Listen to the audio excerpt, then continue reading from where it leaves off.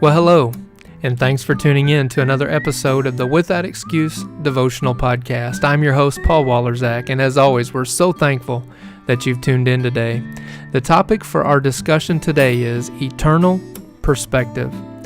You know, over the past couple podcasts, we've been talking about the hunt for Casper and a couple of the lessons that I've learned while I was chasing this buck last season. You know, on December the 11th, I had been making plans all day long to hunt a spot that we call the Narrow Path Stand. That is the spot where we got the very last trail camera picture of Casper the day after Thanksgiving. The winds were perfect to hunt that spot that day, and there was high hopes that maybe we would get a look at Casper. A last-minute change happened, though, when my son Will got a phone call from a close friend at church, and there was a last-minute decision where he decided that he did not want to go hunt that evening. Realizing that I would be by myself and I would be self-filming, I decided to go hunt from a ground blind in food plot number 2. So I headed to the ground blind so I could have a better opportunity to create good quality footage. There was still an active scrape 50 yards south of the food plot, and Will and I had hunted that spot 5 days prior, and although I did not see the deer, Will saw a buck and a doe at last light that he really thought could have been Casper. At 5:15 on December the 11th, I saw some tines moving through the high grass, and I finally got a good look at the buck and quickly realized that it was Casper. At 5:20, he stepped out onto a mowed trail and he began to work his scrape several times. He finally turned broadside and gave me a good angle at the vitals, and I slowly squeezed off the shot with my Thompson Center muzzleloader. When the smoke cleared, I couldn't see Casper, but I could hear him flopping around on the ground, and eventually I saw his rack come up and then disappear into the wood line. The reality set in just after a few moments that with the squeeze of that trigger and the clearing of the smoke, something very special had just happened, and all the time that I had devoted to was now most likely complete, and the hunt for Casper was over. I don't want to minimize that moment.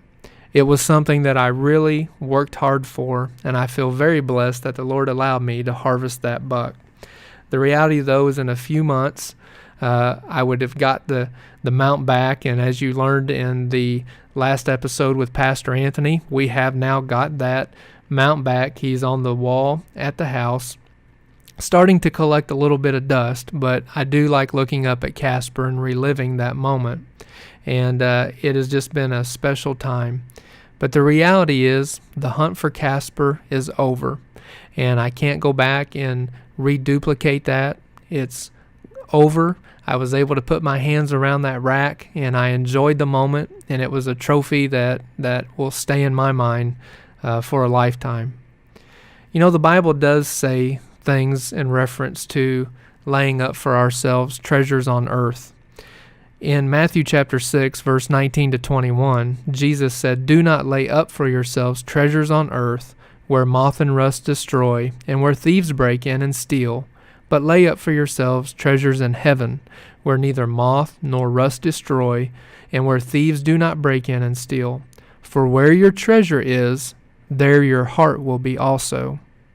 Jesus also said in Matthew chapter 16, verses 24 to 26, "Then Jesus said to his disciples, If anyone desires to come after me, let him deny himself and take up his cross and follow me.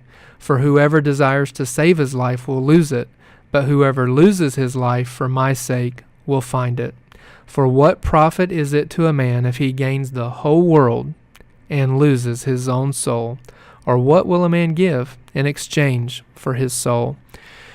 You know, as I said, I do not want to minimize all the hard work I put in trying to track down the buck we called Casper. There was a lot of work, a lot of thought, a lot of preparation that went into that season, and ultimately I do feel blessed that I was able to squeeze the trigger off and close the story on Casper. But the reality is it is an earthly treasure, and there are things in life, as we've learned over the past couple lessons, there are things in life that at times really are more important than chasing a deer in the whitetail woods.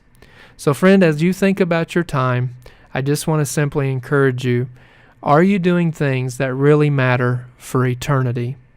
You know, Jesus said, do not lay up for yourself treasures or trophies here on earth, because literally what happens over time, they fade away, they rust, they gather dust. But it's important that we invest our time in things that are eternal and that will literally last forever. Jesus also said that if anyone wants to follow him, that he must deny himself, take up his cross, and then follow Jesus.